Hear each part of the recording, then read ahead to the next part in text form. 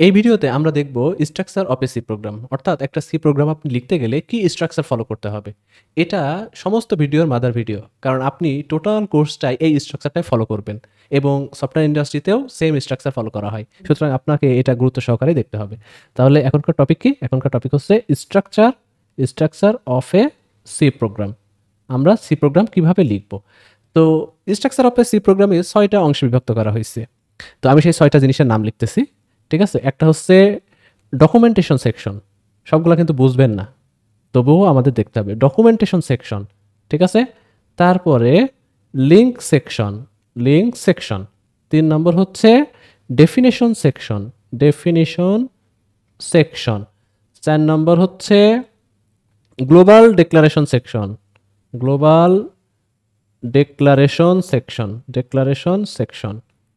ওকে, 5 নম্বর হচ্ছে main function section.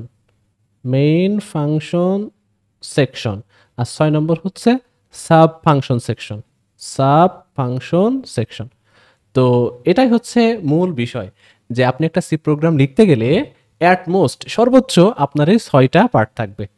মানে একটা আইডিয়াল সি প্রোগ্রামের সর্বোচ্চ এই 6টা অংশ, এর কম থাকতে পারে। ঠিক আছে, কি কি থাকতে পারে? যেমন বইতে বলা আছে যে এই লিঙ্ক সেকশন এটা হচ্ছে কম্পালসরি। ঠিক আছে, কম্পুল।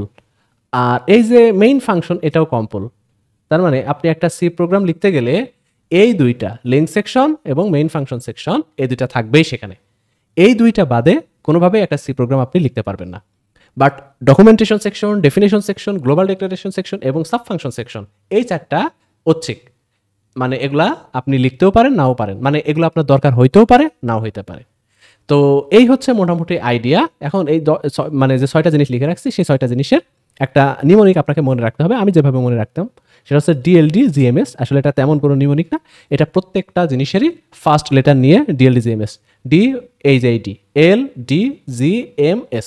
ঠিক আছে, আপনাকে সিরিয়ালি মনে রাখার জন্য আমি এই নিমোনিকটা দিচ্ছি, কারণ আমরা এই স্ট্যান্ডার্ড মেনটেন করেই প্রোগ্রাম লিখি।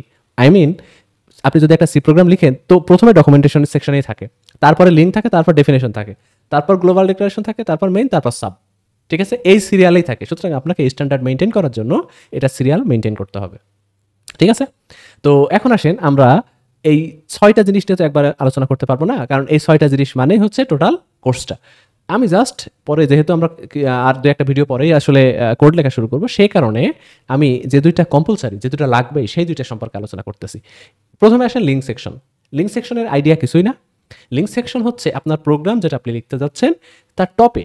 ঠিক আছে, মানে 1 নম্বর তো নাই, মানে ডকুমেন্টেশন তো নাই, সুতরাং টপ এখন লিঙ্ক। তো ওই লিঙ্ক হচ্ছে আপনার কোনো একটা ফাইল ওখানে লিঙ্ক করে দেয়া, এটাকে বলা হয় হেডার ফাইল।